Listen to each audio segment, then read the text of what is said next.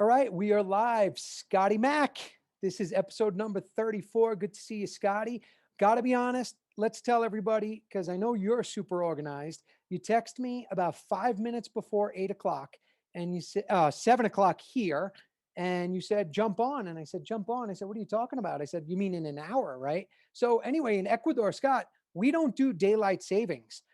So obviously I was unprepared. And as you could see, I didn't shower. I threw a hat on.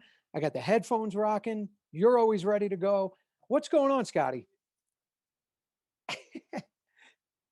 Yeah, you didn't see me running around, little different look right now for everybody. Ellie's not here with us tonight. Ellie's taking a little break, but Scotty Mac's gonna fill in. You're gonna multitask, but you're pretty amazing at that. So I'm not worried. And we have a guest, Todd O'Neil, that you may not be familiar with, but the guy's been around the sport, Scotty, for a long, long time. And I know you were talking before I came on. So, what's your take on Todd O'Neil?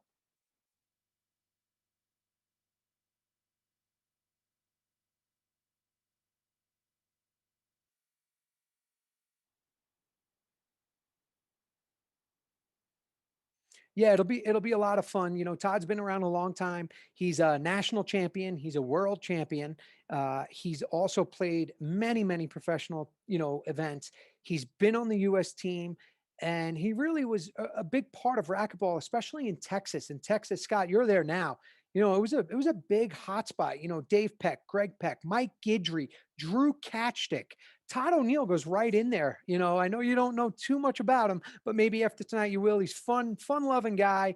He's a good guy. He's a lefty, and it'll be a good conversation. So, I think we'll take a quick break, 30 seconds, and then we'll be right back with Todd O'Neil. Scotty Mac, don't go far because you might have to jump in, and I don't mind when you jump in and ask some questions. It's always good to see you and have you. So we'll be right back, everybody, with Todd O'Neil.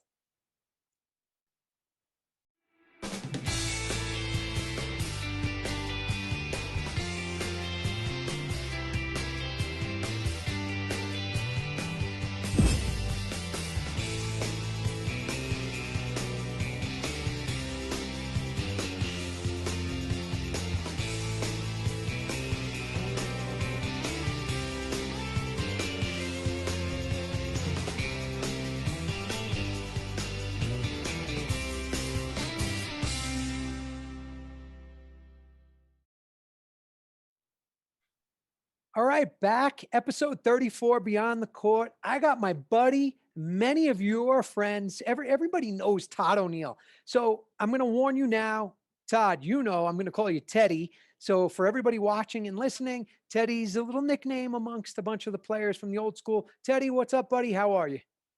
Great, man. How you doing? How are you? Doing Thanks for having me. Thank you for joining. You're a legend. This is the thing. And I was telling Scott, Todd O'Neil's been around. You were in the heyday. You were right in the middle of Texas, and Texas was a huge hotbed for racquetball. It still is, but I know it's not quite like it was when you were there from 90 to 2000. But before we get to that, tell everybody where you're at right now, where you're living. I know you had a little bit of a change, and what's going on. Yeah, I just got out to San Diego at the January 1st, and it's been my first goal was back when I was 18 was to move out here and be a racquetball pro like everyone else wanted to do. This was the Mecca, and I'm a little late getting here, and I'm playing paddleball right now at the Pacific Paddleball Association. And it's funny. I just played golf with Charlie Brumfield yesterday. No way. The Brum Star is still alive and well. You want to talk about old school racquetball, and these guys are really into paddleball. It's weird. So I just took in. There's one court, Pacific Paddleball, and I'm playing twice a week. And until the courts open up, I'll be playing that until I can play some racquetball again. So you played golf yesterday with one of the goats, Charlie Brumfield. So I know you're pretty good in golf. So how's the Brum? How's he doing? We're going to have him on the show one day. So maybe you'll bring him on. You got it. He's just, he's 73 now. And about 3 years ago, I think he was diagnosed with cancer. So he's grinding it through. You know, Brum is you know, a tough character, and after his racquetball days, he was a real accomplished paddleball. He's really kind of one of these kind of mad scientists, sort of know-it-all guys that'll do anything to get, you know, to get better at any plays. So golf's no different. He gets out there and I'm reading this book on this game. And, you know, he's just awesome. And anytime you can hang out with him. And also I played with Emmett Coe and his girlfriend, Savannah. So Emmett's the top paddleball player right now, I think, either him or Chris Crothers. But anyway, yeah, we're doing it out here in San Diego right now. So you're well established. You have many titles in racquetball. For those of you that don't know, Todd is, you know, an amateur national champion. He's a world champion, amateur world champion. He's been on the US team many times. He's been around forever. And from 1990 to 2000, Todd, you were in Texas. And, you know, talk about a hotbed for racquetball. Mike Guidry, Drew Katchdick, Greg Peck, Dave Peck. There's so many Aaron Katz, and you belong right in that list. You know, Todd O'Neil, Lance Gilliam, Doug Eagle. You know, tell everybody what Texas racquetball was like, you know, in the 10 years that you were there, and how different it might be today. So back in 1990, I just left Memphis State, and I just won the intercollegiates and was playing some good racquetball. And I was playing, you know, I was kind of one of those local legend guys, those $500 guys. I'd play everywhere and anywhere for the money. And I just moved to Texas. I was living in Dallas, and the very first tournament I played in was the Warren Finn in Houston, big tournament at the J. It's, you know, got a long running history. And Annie Muniz, the tournament director, and I call up for my starting time, and she's like, "Yeah, you're Friday at 5." And I'm like, wait a minute, Friday at 5. I mean, I always used to play like Saturday, you know, I never played Friday. So you were too good. You were too good. Well, you know, you didn't play Friday usually in a 16-man, you know, you never played Friday. So I'm like, well, what did you, you know, what's the seating here? You know, so she goes down the list, you know, first at the time, it was Drew, Guidry, Katz, Dave Peck, Greg Peck, Lance Gilliam, Charlie Garrido, wow, and Bill Perotti. So yeah, Bill's 8 and I'm 9th, and I'm like, who is this Bill Perotti guy? I am the national intercollegiate. I don't know this guy. So legit deal. I played him later. I won my Friday 5. I had to play him Saturday 16s, and he beat me. Yeah, so the draws were deep. So wait. Think about this. So this is how racquetball was. And what year was this, Todd? 1990. Okay, Todd's the collegiate national champion, playing for the best college school in the country, Memphis State. And we'll get into that, Todd, you know, the history of Memphis State University. And you're in Texas, you go in as the 9 seed and you lose. That's like, the competition is crazy.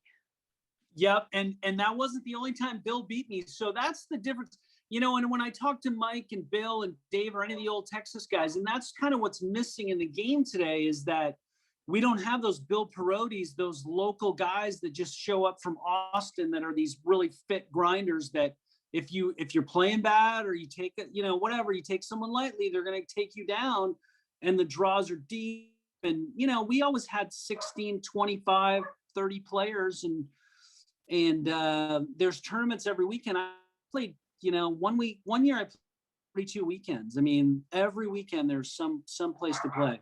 Yeah, you said, I know we were talking earlier, and you said that you played like 35 events a year. Is that accurate? Is that minimum, right?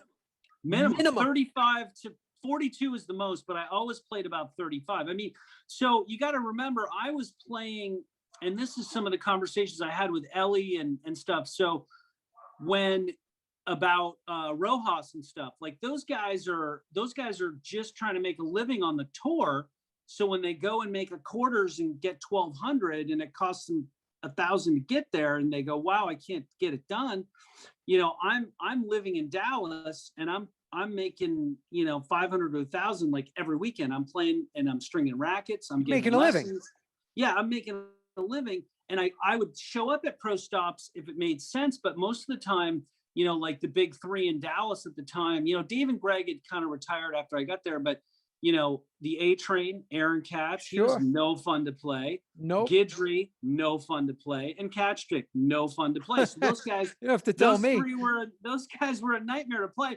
Then they would go to pro stops and they kind of took their foot off the gas and wouldn't play all the local stuff. So I would be like, why am I going to Crystal City, Virginia, and spending a fortune when I can go to Austin and play Lance Gilliam for 1,000 and have a good chance of winning? And so that's what I did. I played everywhere. So wait, that's interesting though. So because, you know, I know you, we know each other forever as well, but I never knew that. So you would literally choose the local events because it was just easier in a way for you to take some money as opposed to having to go play maybe, you know, Cliff Swain or Andy Roberts, or is that? Yeah, and I'm glad you mentioned those two, because Cliff really, you know, I grew up playing him in New England, and when he was getting really good, it was just a nightmare to play him. And so I took a ton of beats from him to where I was like, so if he's in the draw, you know. And then when I went to Memphis, I lost to Andy hundreds of practice games. Like, he was a killer. I mean, you know, Andy Roberts didn't really start playing the tour till after college, and had he played the tour, you know, when he was younger, he would have been a devastating force, but he was just a kind of an amateur powerhouse. But so those two guys were in the draw, and then you guys were coming up. But so it was like, I mean, I really had it. I was kind of psyched out by those two, to be honest. They were so good, and they just had so much game. They pretty much, you know, I was better doubles and singles, but I couldn't beat those guys. Just to be honest. I mean, Yeah, I tried everything I could. you're definitely a double specialist. I can tell you that, you know, when I was coming up, like you said, we're just a few years apart. I'm not sure, but 10. are we 10 years? No, how old are you? I'm 53. Oh, you're the same as Clavin. Okay, so like Yeah. 7, 8 years. I think Clave's a little older, but 1 year. okay. You know, when I was coming up, every time I thought I had to play against you, I was like, oh man, you know, Todd O'Neil, he's vicious on the left. He's a good player. So I would always want to, you know, be ready to go because I had a lot of respect and I knew who you were, and I knew that you know, you had all these wins under your belt, and you always definitely inspired me to be ready to play against you. And we obviously have contrasting styles. For those of you that don't know, Todd isn't considered a power player, and I think I was considered a power player, or still am. But you know, it was definitely a lot of fun. And you know who you remind me of, Teddy? Tin Cup, like kind of like Kevin Costner in the movie Tin Cup. You're a guy that could go out and like show up and win an event, and you know, some people might not know you, some do, but the people that need to know who you are, and you're definitely always a force to be reckoned with. Tell us some, I mean, you have so many amazing stories about racquetball. I don't even know where to begin. Like, I love just talking to you about old school stuff. I would just listen. Believe it or not, everybody, Todd's one of the few in racquetball that can get me to shut up because he's got so many cool stories, and I love the history. So Todd, I don't know, tell everybody a good story about Texas racquetball, you know, one that stands out. Well, I mean, we got to talk about Houston. I mean, every year, Houston Nationals was a grizzly bear, just a grizzly bear of a tournament. The first year I played was 83. I was 16 and Cliff was 17. And I think there's like a 128 draw. Dan Ferris ended up winning. I played that tournament. 128 people. At minimum, I think they were rat-tailed into the 128. I mean, there's this crazy amount of people, and you know, and that's what I'm saying. Like, if you go to, you know, you take whoever from wherever, and they show up, and that's their big tournament. You know, they're diving everywhere. So you couldn't take anyone lightly from anywhere at any time. And then sometimes those courts would get wet. It was just a dicey place to play. It's so humid, and the courts were fast, so they didn't play into my control game. So I always get up against buggers, and I never did any good. I made the finals. My best Houston was a loss to Ruben. So 96, I Brunfeld in the he was going for a three-peat. He won in 94 and 95. He's going for a three-peat in 96. So I played him, beat him, and then I beat Eric, and then I beat Ruben in the first game of the finals, 15. Kind of at the water fountain, trying to think of my acceptance speech, right? So wait a minute. And I didn't know that. So you were in the finals of Houston. Yeah. With Ruben was 44. I was 30. Wow. And he got me. I call it some kingdom. Only the Rubes kind of threw that first game and got me deep in the water in the second game. It was like 11-all, and this is how much everybody loved Ruben. Everybody's cheering against me. Right. The refs making calls against me. Anyway, I lose the second, I lose the third, like 11-8. And I'm just like looking at this guy. And there's been so many times, even players, and I'll have to throw this out.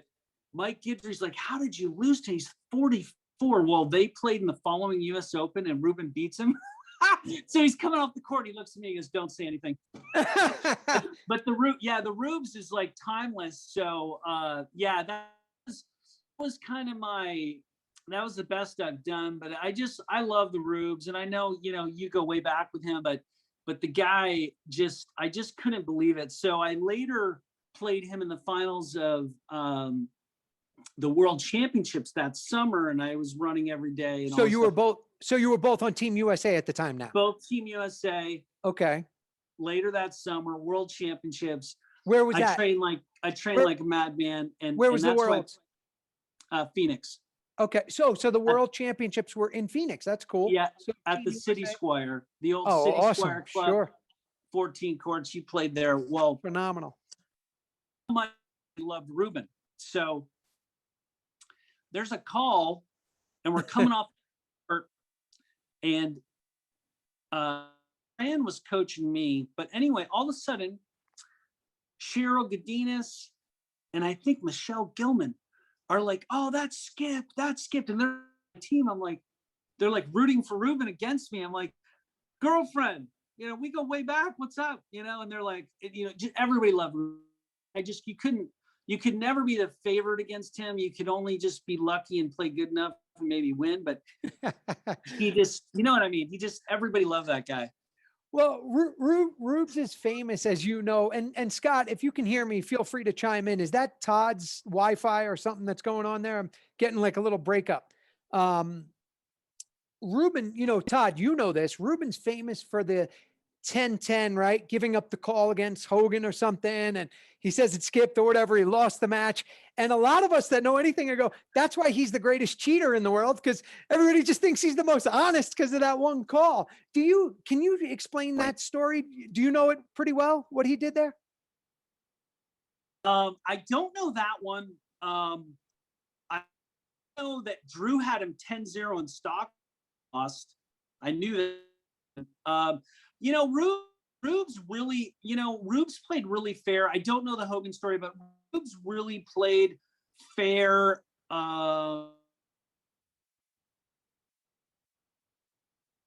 Hey guys, I'm not sure if that's Todd or if I'm having a Wi-Fi issue here. Thing where it's like maybe, So Todd, I'm not sure. I'm sorry. I don't know if there's a technical difficulty. Are you hearing me okay? Are you seeing me okay? Yeah, I hear you fine. Okay, so Scotty, if you can hear me, can we pinpoint what's going on? Because I'm getting a lot of feedback, so I don't want to. So Todd, let's talk about, you obviously know a lot about the game, and recently there was, some chatter about the Hall of Fame, right? So I'd love to get your opinion on the Hall of Fame, the USAR Hall of Fame. Who belongs, who doesn't, and what you think is the criteria, and if you like it or not. Just talk about it. Yeah, I don't. So here's my situation. I was in deep from 75 to 2000, 25 years strong. and then, you know, I have 4 kids, so I kind of fell off after 2000. I know Todd Boss has done a ton of work and stuff, but I really can't speak. I mean, I know he's done a lot of stats, and I know he's great for the game. I just found out that he's on the board of directors and all that, and stuff. So I really can't speak to that stuff. I just know that, you know, in the heyday of the game, you got editor in chief and Linda. I don't know why she's been left off. So I was just really kind of surprised at that. You know, and then I was like, you know, I don't even know who's in. I was starting to think, well, is Mike Ray in? And then Mike Ray's in. But Drew's not in. Drew is a former number 1. You know, I think that carries a lot of weight. I mean, like, there's a lot of players that have played and just dreamt about being number 1. And, you know, I think number 1 gets you in. So if Drew's not in, I think, you know, I think he's got to go in, but I really don't. I just thought she was in the trenches with me. I used to work the US Open with her. I mean, every time something needed to be done, she seemed to be there. So I just thought from a contributor standpoint that she definitely should be in. So that was my only thing online. All right. So, you know, but talking about that, you know a lot about the Hall of Fame. You know a lot about the history of the sport, and not speaking to any individual in particular. You know, what do you think is worthy of being in the Hall of Fame of anything? I mean, we're talking about racquetball, right? But, you know, what do you think? Who deserves to go into a Hall of Fame? Well, I think there's one. I think obviously performance, and I think the problem with the Hall of Fame is, you know, if we get too far away from people that were in the game at the time, then there's perspective lost. And that's what confuses me about Linda, because she, you know, she was there, you know, in the heyday and stuff like that. But like, for me to, like, I can speak in depth about anyone that was in the game in the 80s and the 90s. You know, you were there, you know who played, you know who's kind of should be and shouldn't be. You know, moving forward after that, I really don't know. But as far as, like, you know, I think a world number 1,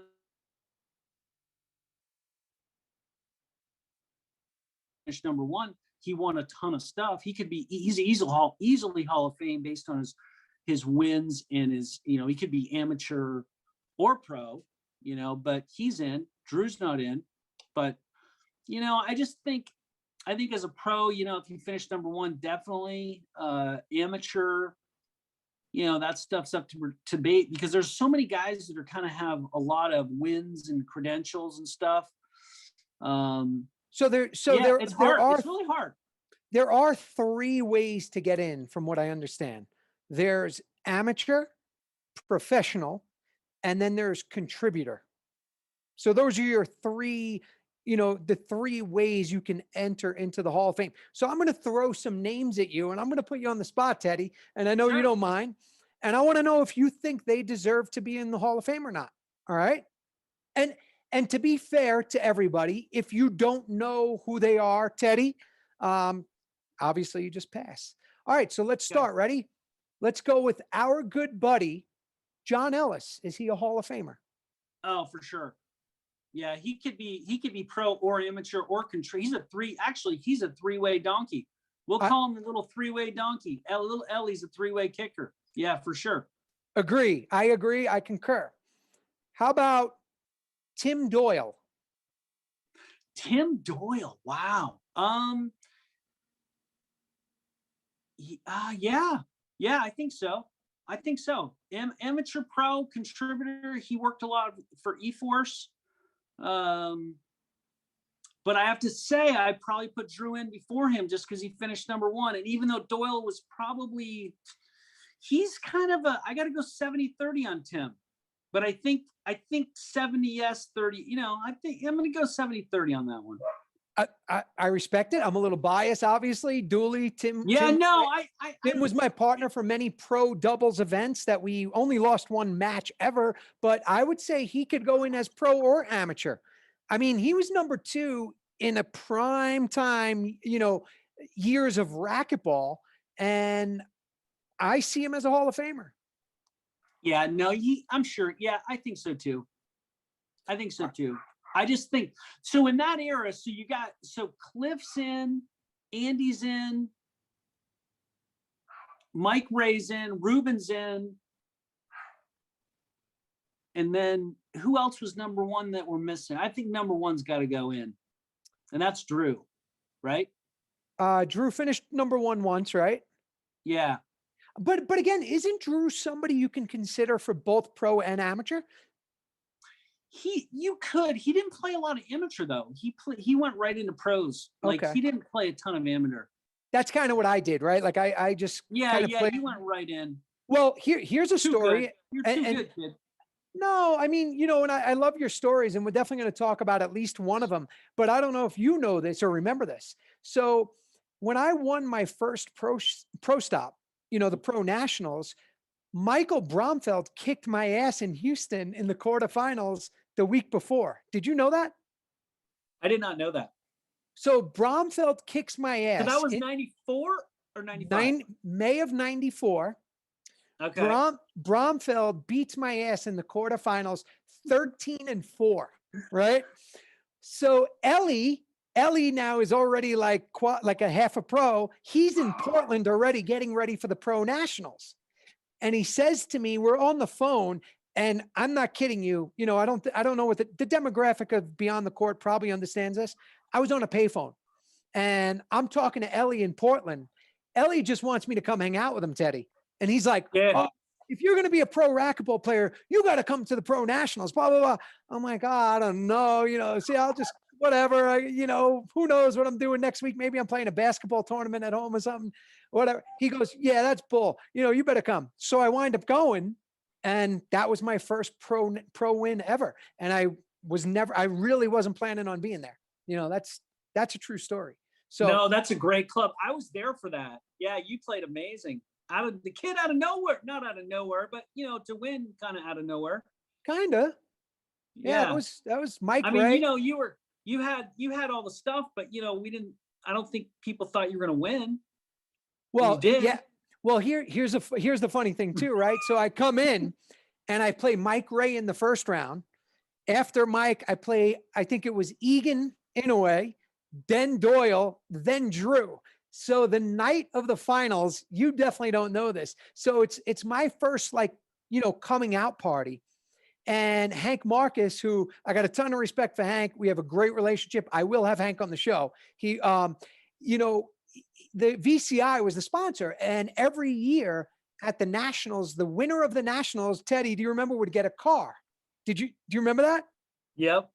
All right. So it's Drew and myself in the finals. And about 2 hours before the finals, Hank goes, and I'm 19, full of piss and vinegar. I don't care. I just want to compete, right? He goes, hey, guys, I got to talk to you. So it's me and Drew in a room, and with Hank. He goes, yeah, for whatever reason, the winner isn't going to get a car this year.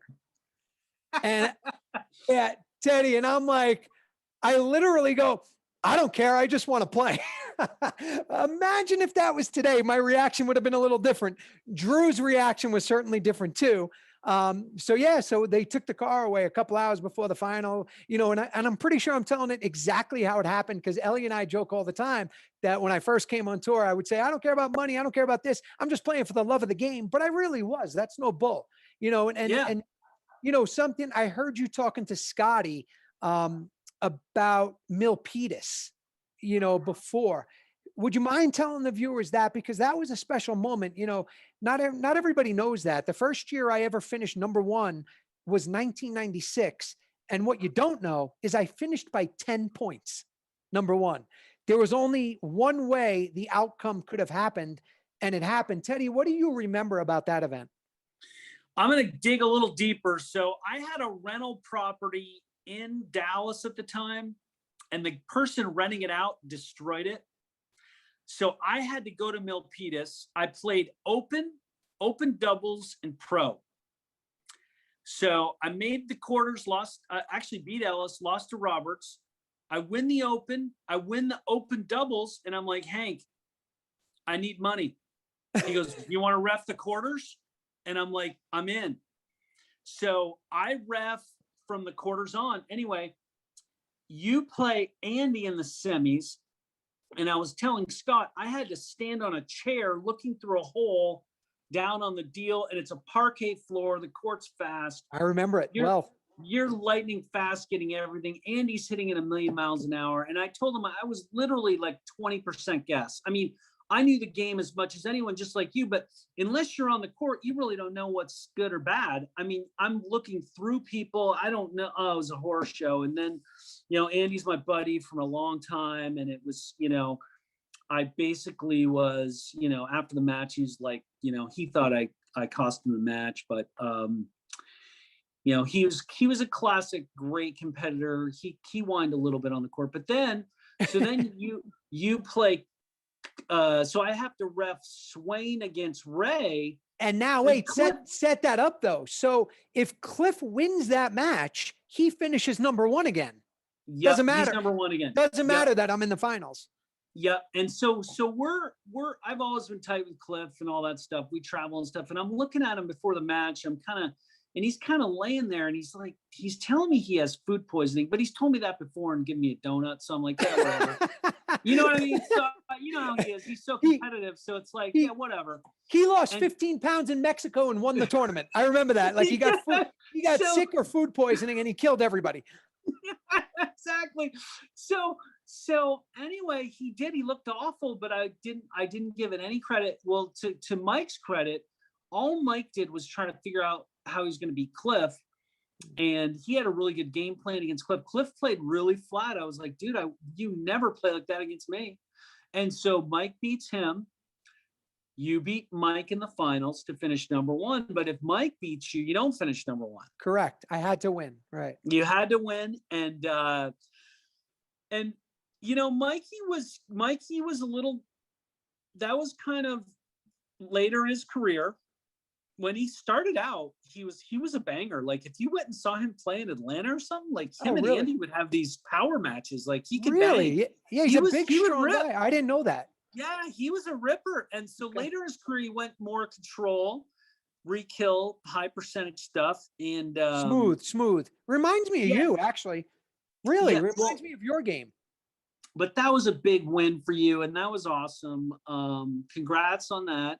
I'm glad I was there. Since Mike Ray is we're talking a little bit about him. I went down to Hilton Head for my son's. He got out through the Marines at Parris Island, and I'm like, hey, thank him for everybody, by the way, for his service. Yeah, I know he's in the Marines, so thank you for that. Really, he's out here now. That's what brought us here, is because I wanted to be close to him. But anyway, Mikey, I go, Mike, we're at Hilton Head. I go, pick me up, Mike. And he's like, Teddy, there's no racquetball courts here. And I'm like, I just want to play some dubs. He goes, I'll pick you up. And he took me to play pickleball for real. So him and Ruben played pickleball. I know. Yeah. It's like, what the hell?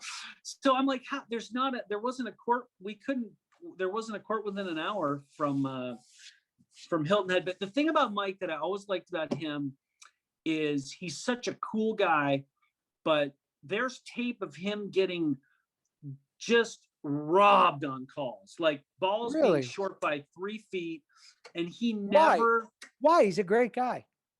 No. Like what I'm saying by that is just so it's on tape. Woody was reffing him against Doyle, and Woody wasn't paying attention, and the ball landed in the middle of the service box, and Wood just called it good, and Doyle was like grinding hard because he was way behind, and then Mike's like, he's pointing at the middle of the service box, and he's like, Wood, that bounced here. And it did. But you know what? He never lost his cool ever. Like my point is, his emotional intelligence was at such a high level. Like he never lost his cool. Mike Ray is amazing. Something, I don't know if you remember or not, talking about that final, and Mikey, will have him on the show also one day. I'll never forget this, Todd.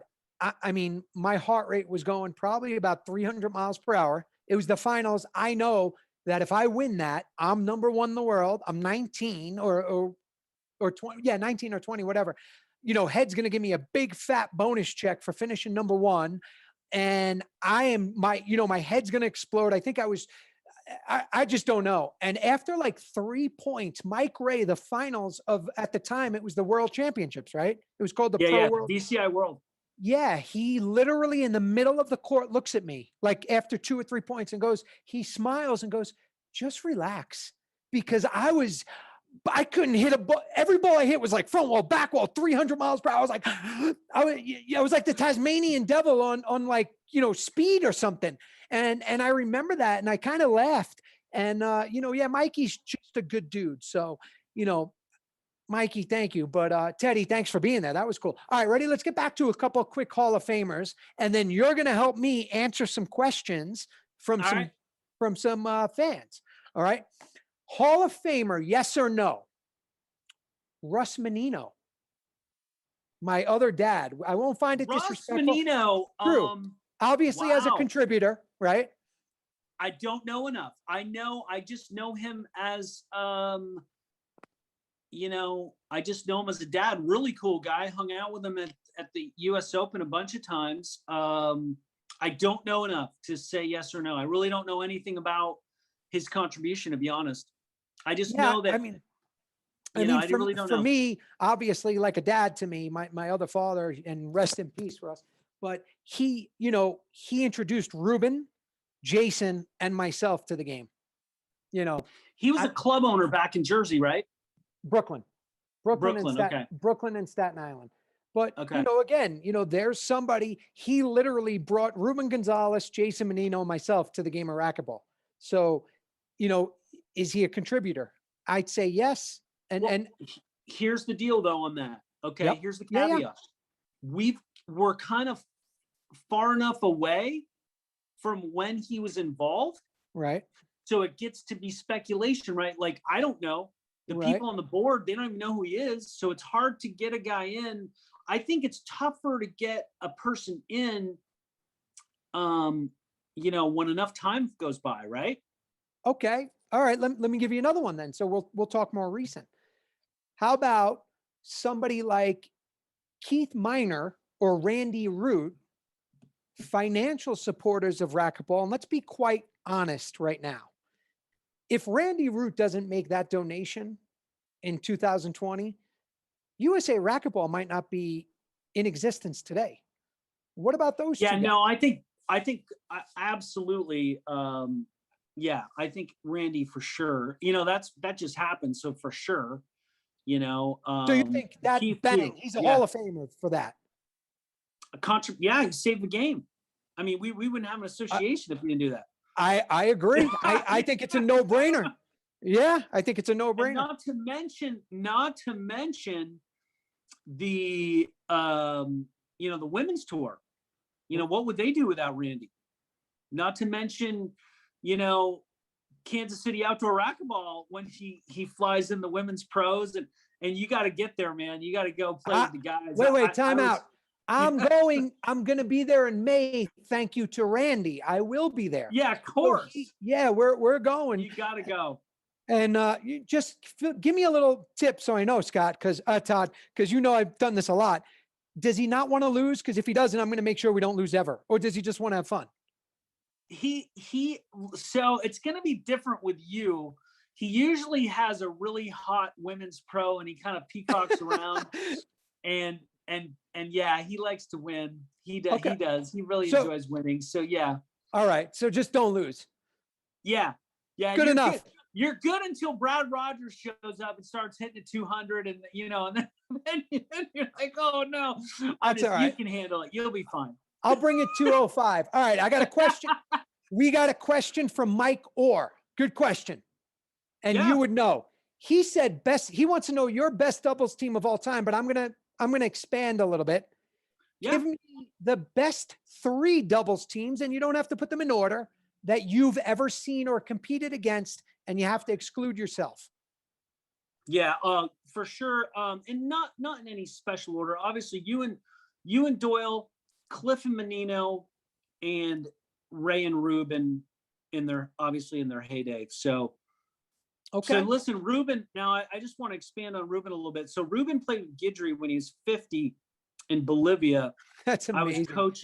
I was coaching like Tournament Americas down there. Might have been 03, whatever it was. So Rubes was 50 on the U.S. team.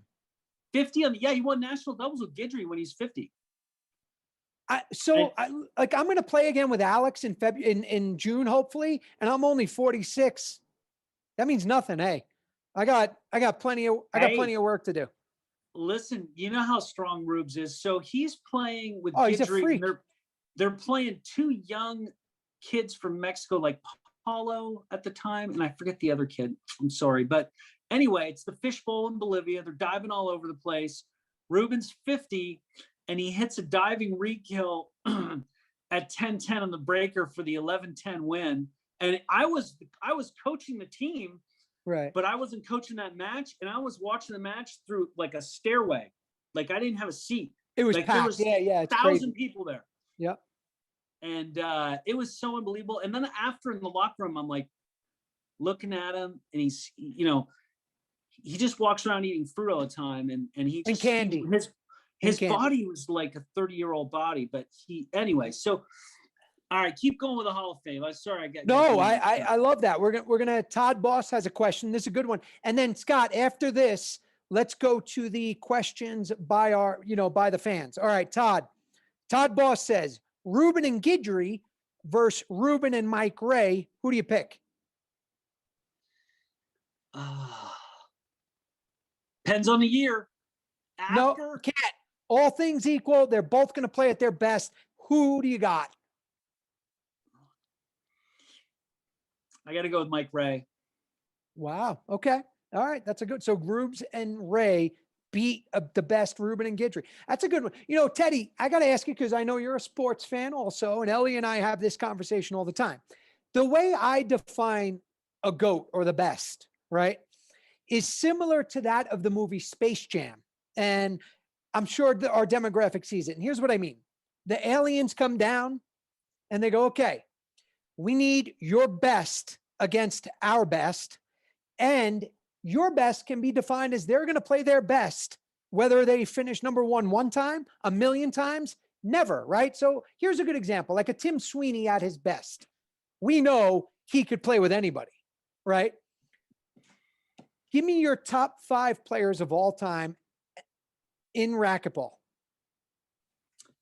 The thoroughbreds are Hogan, Swain, you, Brumfield, Kane. Okay. All right. I'll give you that. You said top 5, right? Yeah. No, in no order. Yeah, no, I'm not going to argue with that. Thank you for putting me in there. But I tell you, our buddy Ellie, to me, fits that mold of a guy that when he plays at his best can absolutely beat all of them. And for that reason, I have him in my top 5 of all time. And there's one more player that I do too, and that's Jason. So, but anyway, we're going to move on. I'm not going to let you even comment on that. And Scotty, can you bring up Todd? You're going to help me right now because there's not many players that could help me with this. You're going to help me with some fan questions. All right. You ready? Go. All right. Scotty Mac, bring up the videos. What do we got? Hi, my name is Jordan. I'm from Stockton, California. And the question that I have is, what was your guys' favorite pro stop to play? All right. That's a good one, Teddy. Did you hear her? That's Jordan Ellis. And she said, what was your favorite pro stop to play? So I'll let you answer first. My favorite, only because I went to school there, was Memphis, the Memphis Pro Stop, and then when it was the U.S. Open, because of, I went to college there. I knew everybody. It's just, I love Memphis, and I got to give kudos to that one, that stop. That was my favorite. Yeah, I mean, I can't agree with you more. There's no doubt that, Memphis, the U.S. Open for me means more than many will ever know. The environment, the electricity. When Doug Gannon brought me to that U.S. Open for the first time in '96, Teddy, and I know you remember, I'll never forget, man. He kind of took me for a tour and walking around, everything from the smell of that club to the draw sheets up to the village. It was just different. And to this day, talking about it, it gives me the chills, man. And, that Memphis Pro Stop was It was the Super Bowl of racquetball, and Doug Gannam, you know, you're a dear friend, but thank you for doing that. And Teddy, you remember, I mean, there was over 1,000 people in the stands. I remember It was crazy. walking over people to get into the finals to play Cliff or Andy the first year. And like the energy was just insane. And I would say Memphis, but a close second. And I know you've been there. Mike Coulter did an amazing job in Las Oh Vegas yeah, Vegas. at the Sporting House. And it wasn't because it was Vegas. You know, the event was fantastic. I mean, Mike Tyson watched us play racquetball. Yeah, that club was amazing. Yeah, no, that's certain. I agree. That was a close second. We had so many great clubs back then. We did. It was the, You it was know. the energy. It was the energy and the Yeah. environment, the electricity. All right, Scotty Mack, give us our second one. Hello, I'm Camilla from Stockton, California. Hello, John and Sudsy. And my question is, how do you adapt to playing a left-handed player in racquetball? Ooh, that's a great question from Stockton, California. So how do you adapt to playing a left-handed player? Teddy, you are a lefty. You're a legend in our sport. I'm going to let you want me to answer it or you want to go? You tell me. It's up to you. You can go. All I'll right. go too. Whatever. We'll both go. All right, I'll go first. No, we're both going to answer. I'll go first because Todd is a lefty and he's a specialist too. He's one of the best left side doubles players. He's in my top 10 of all time on the left. So he's going to get it too, but Todd is a lefty.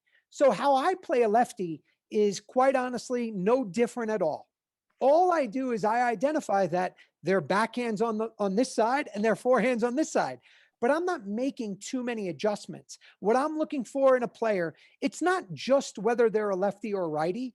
It's what are their weaknesses and what are their strengths? And then that's what I'm going to play into. But I'm not really changing too much other than the obvious, which is their backhand is now on the right and their forehand is now on the left. Cliff Swain, many will say that he was my rival. Obviously, I've played Kane a bunch of times. I've played Todd. I played some great lefties, Mike Guidry. And that's really how I attacked it. You know, no different. Go play, go prepare, be ready, and be aware of your opponent's strengths and weaknesses, regardless of which hand their racket is in. Todd, you're a lefty. Yeah. So I'm going to add to that. I think I think it's different for different levels of play. So obviously at the pro level, you know, someone's forehand might be better than their backhand. Like Sudsy said, you just have to exploit their weaknesses. But a lot of times when players are starting out or they're not quite accomplished and they have most people tend to have a bad backhand starting out. You know, if you're a righty, you know, you might want to do some isolation, lob down the line to the backhand, or a drive Z to the lefty's backhand if you're righty, just to isolate on those two. Because like a lot of times a righty, when you're first starting out, you're just trying to exploit a bad backhand mostly in the developmental stages. So you'll just try to aim everything to the left. So you have to hit more lines, just, aim to the right. So that's my advice. What would you, if you were coaching me against, say, Cliff, and would you tell me anything different? Because not specifically on Cliff's game, but because he's a lefty versus a righty, would you tell me anything different? No, because I think you just have to mix it up against another pro. You really can't, because they're equally strength on both sides. Cliff's forehand might be better. It's probably better, but still his backhand's, it's not like he's going to skip a bunch of balls with his backhand.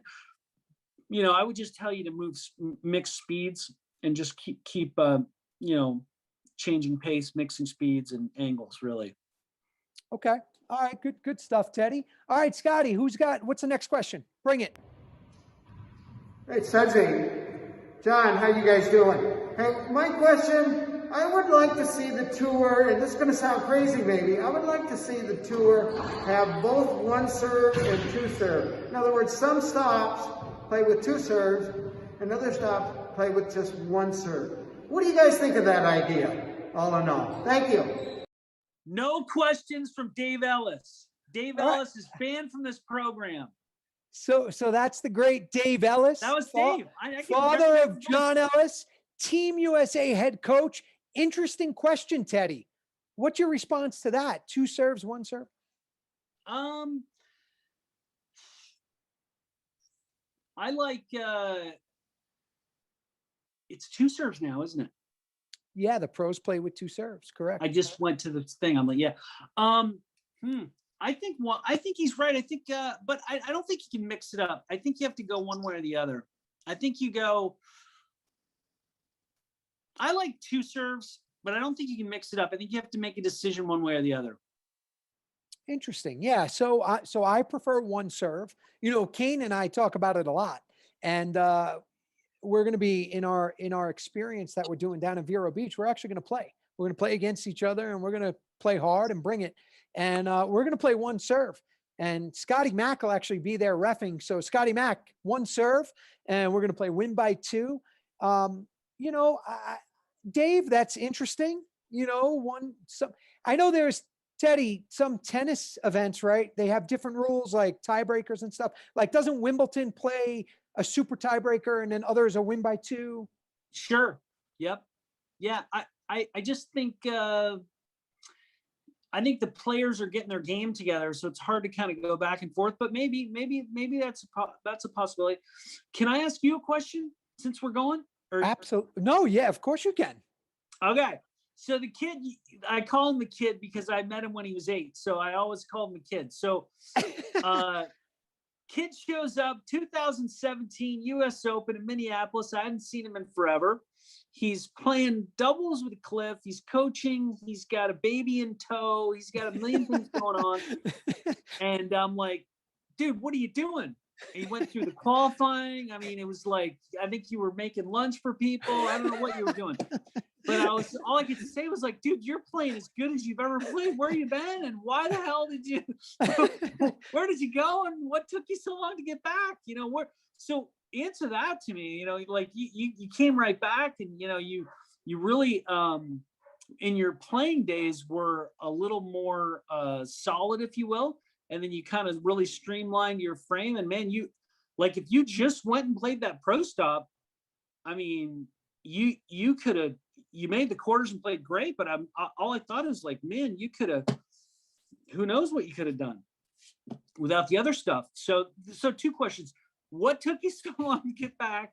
And then, you know, you played doubles with Clavin, you had qualifying, you were coaching, you had baby, you know, it was like a lot of stuff, man.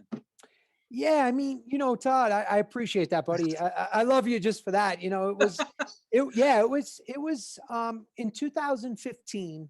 I started coaching the Ecuadorian team, and, you know, I'm working with them, and definitely wasn't in the physicality or the physical shape I'm in today. You know, that's almost 6 years ago.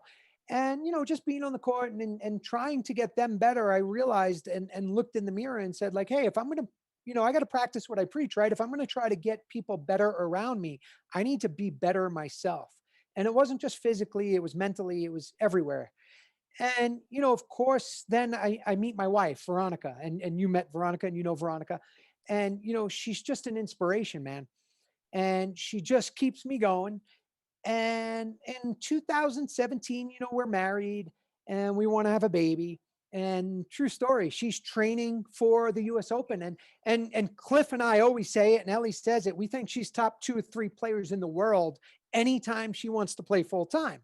And she's focused getting ready for the US Open.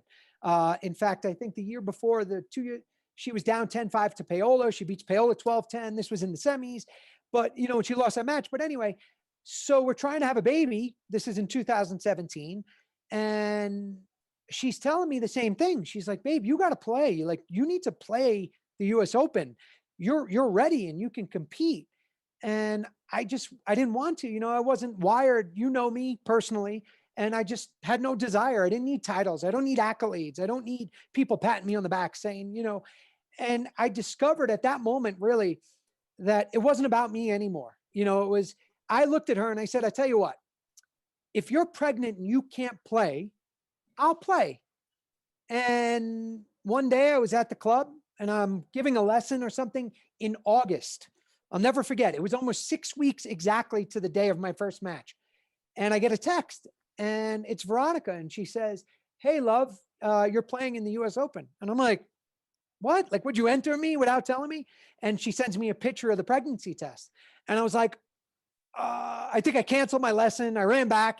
And then from that, the next day, I started to really train. And Todd, you know what it takes to really focus and lock in to be prepared for an event versus being in shape or playing or being okay. And I started training twice a day. And the first ball I saw a pro hit me in over 10 years was Jake Bredenbeck. And because we were in Minneapolis and I called Jake and we practiced, I played 10 games with him from that time to my first match of the US Open.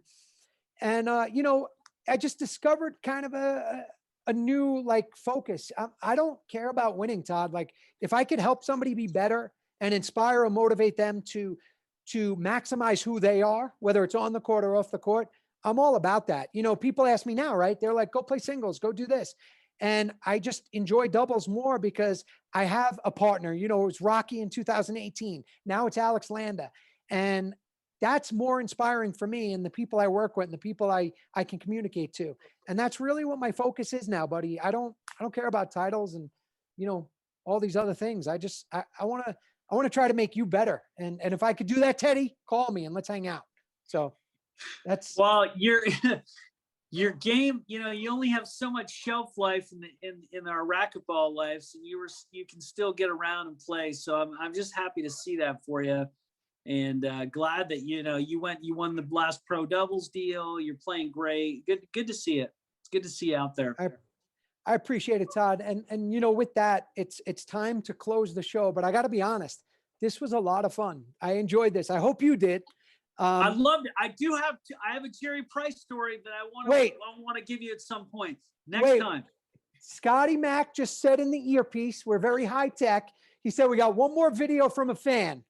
Bring it. What do you got, Scotty? Jose Diaz, Stockton, California. My question to you guys is, why the hell have I not been a guest on your guys' show? I know there was technical difficulties last time, but I need to get back on. I want to chat with you guys, and I'm sure a couple people might want to see that, and they might tune into that. Jose Diaz, Teddy, he wants to be a guest on the show. Do you know Jose? Get him in. Absolutely. Yeah. Okay.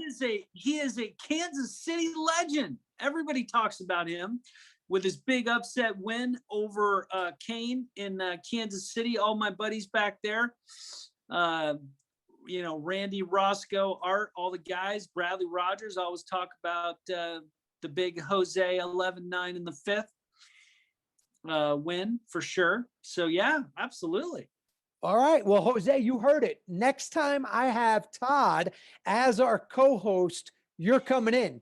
But to be fair, he did say there was some technical difficulties, and we were going to try to have him. Ellie and I were going to try to have Jose, Todd, but his Wi-Fi wasn't good. And Scotty Mac doesn't like that. It's difficult when the Wi-Fi is going in and out, you know? Yeah. So Jose, get your game ready, be ready. Cause I think Todd and I are going to bring in that's Diaz, by the way. You're not talking about which Jose were you talking? You know, that's Jose Diaz. Oh, wait. I got my Rojas's and my Diaz. Oh my God.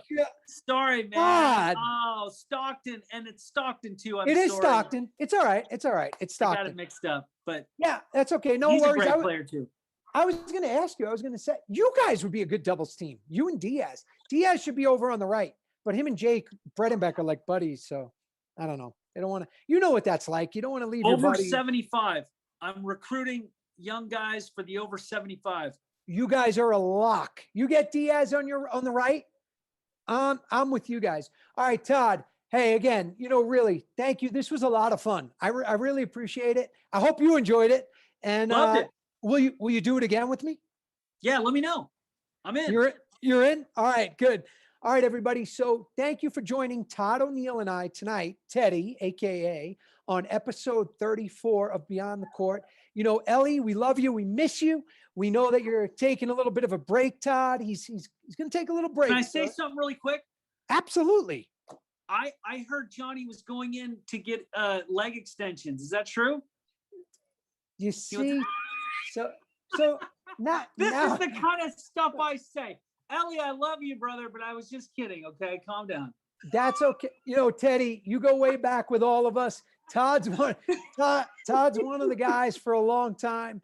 And, you know, we appreciate that. But Ellie, maybe that'll get you back out here quick enough. So I want to say thank you. Thank you to Scotty McClellan, always doing what he does in the back.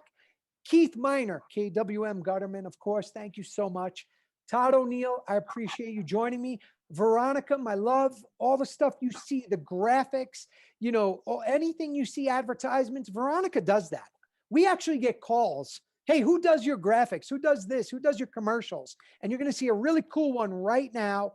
And we're going to say goodnight, but we will see you next Sunday night on Beyond the Court, episode 35. Who knows? Maybe we'll have Todd back. Everybody, thanks, buddy. Have a great Have night. a good one. See you Later. next week.